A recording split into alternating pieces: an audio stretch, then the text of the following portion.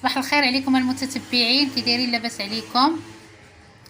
ايوا اليوم بغيت نشارك معكم واحد الوصفه اللي هي بسيطه دائما مع البساطه. هانتوما عندي هاد الكميه ديال القرنبيط او الشيفلوغ، يعني شريت غير وحده حيتاش ما كاينش اللي تياكلو تقريبا، غير انا وواحد الاخت ديالي حنا اللي كناكلوه، ما كياكلو حتى حد. هانتوما حتى هو راه فيه الفوائد ديالو، مغسوله ومقطعه ومنقيه مزيان. هانتوما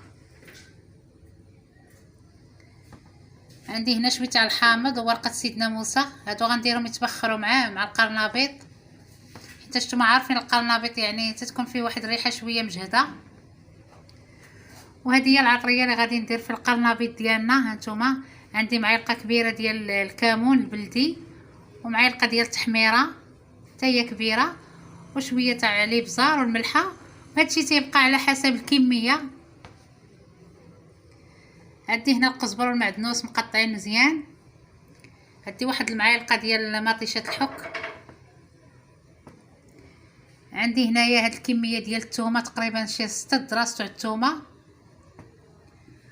وعندي هنا مطيشه تقريبا يعني شي كيلو الا ربع هكا، يعني داكشي تيبقى على حسب الافراد. ومازال غنزيد الزيت، عفوا نسيت ما شاركتوش معاكم، غندير الزيت فاش غادي طيب لي هاد المطيشه. ودابا هاد القرنبيط غنديرو يتبخر هنايا في هاد الكسكاس. هانتوما غنديرو يتبخر وارجع معكم ان شاء الله. هانتوما البنات، هو القرنبيط او الشيفلوغ هو سير كيتبخر، يعني اي حاجه كتشرملوها في مطيشه دائما بخروها. وراه تبارك الله كلشي البنات كيعرفوا يطيبوا العيالات، المهم انا تنشارك معكم.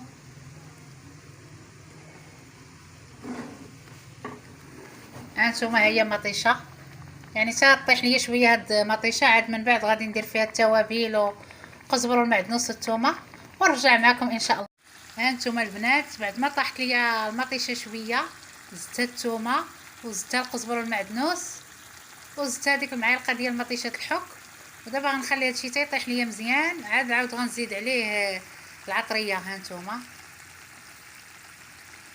حيتاش الكمون كتطلق شويه المروره، يعني تيطيب لي هادشي، عاد من بعد غنزيد العطريه ان شاء الله بحول الله ونرجع معكم. هانتوما البنات، هي المقيله ديالنا كطيب. هانتوما يعني درت يعني حركت هذوك العناصر الثومه والربيع ومطيشه، يعني على ما يطيبوا ليا، عاد من بعد غنزيد التوابل. هانتوما ونرجع معكم ان شاء الله. هانتوما البنات، هاني زدت التحميره وزدت الابزار والملحه والكمون حتى من بعد حيتاش كتطلق المروره. هانتوما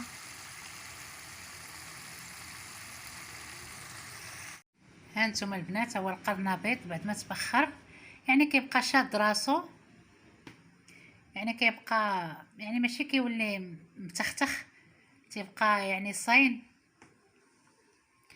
هانتوما هي المقيله ديالنا، راه نقصت من هاد لاصوص جاني كتير، ها هو حتى نرافقوه مع الغداء ان شاء الله. هانتوما ايوا غندير دابا هاد القرنبيط هنا في المقله، وعاد غنعاود نرجعوه على البوطه باش يشرب لي هاد الميطيشه وهاد العطريه. هانتوما البنات، هو الشيفلور ديالنا بعد ما شرب ديك الميطيشه، يعني دابا غادي نطفي عليه ونقدمه معكم ان شاء الله. هانتوما البنات، هو الشكل النهائي ديال القرنبيط ديالنا. هانتوما زوقته بهاد الزويتينات حارين، وكاين اللي تيدير فيه الحار. كنتمنى يا ربي يعجبكم هذا الفيديو، وتفاعلوا لينا معاه، ما تخسروا والو، ديروا مشاهده كامله. انا ما كنطول كاع الفيديو، كندير فيه 4 دقائق 5 دقائق، يعني ما فيها باس الا خليتوه داز كامل باش كتحسب المشاهده، فضلا وليس امرا. نتوما